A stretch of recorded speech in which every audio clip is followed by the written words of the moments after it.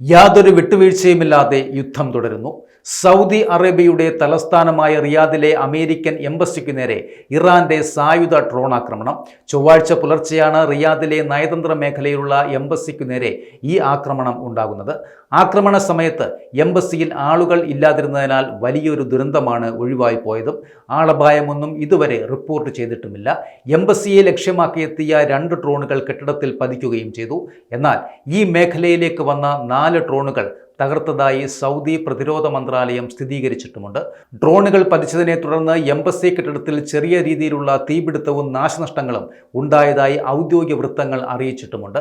അമേരിക്കയും ഇസ്രയേലും അടുത്തിടെ നടത്തിയ സൈനിക നീക്കങ്ങൾക്ക് പകരമായി ഗൾഫ് മേഖലയിൽ ഉടനീളം ഇറാൻ നടത്തുന്ന വ്യോമാക്രമണങ്ങളുടെ തുടർച്ചയായാണ് ഈ സംഭവം ഇപ്പോൾ വിലയിരുത്തപ്പെടുന്നതും. എംബസിക്കു നേരെ നടന്ന ആക്രമണത്തിന് ശക്തമായ തിരിച്ചടി ഉണ്ടാകുമെന്ന് അമേരിക്കൻ പ്രസിഡന്റ് ഡൊണാൾഡ് ട്രംപ് വ്യക്തമാക്കിയിട്ടുമുണ്ട്.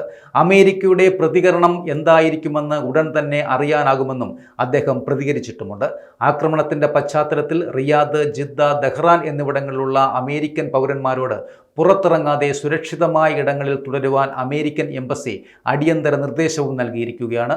ഇതുകൂടാതെ തന്നെ ഗൾഫ് മേഖലയിലുള്ള സൈനിക കേന്ദ്രങ്ങളിലേക്കുള്ള അനാവശ്യ യാത്രകൾക്ക് വിലക്കും ഏർപ്പെടുത്തിയിട്ടുണ്ട്. യുദ്ധസമാനമായ സാഹചര്യം നിലനിൽക്കുന്നതിനാൽ മധ്യപൂർവ്വ ദേശത്തെ വിവിധ രാജ്യങ്ങളിൽ കഴിയുന്ന അമേരിക്കക്കാരോട് ഉടൻ തന്നെ സ്വന്തം നാട്ടിലേക്ക് മടങ്ങണമെന്നും അമേരിക്കൻ വിദേശകാര്യ വകുപ്പ് കർശന നിർദ്ദേശമാണ് ഇപ്പോൾ നൽകിയിരിക്കുന്നത്.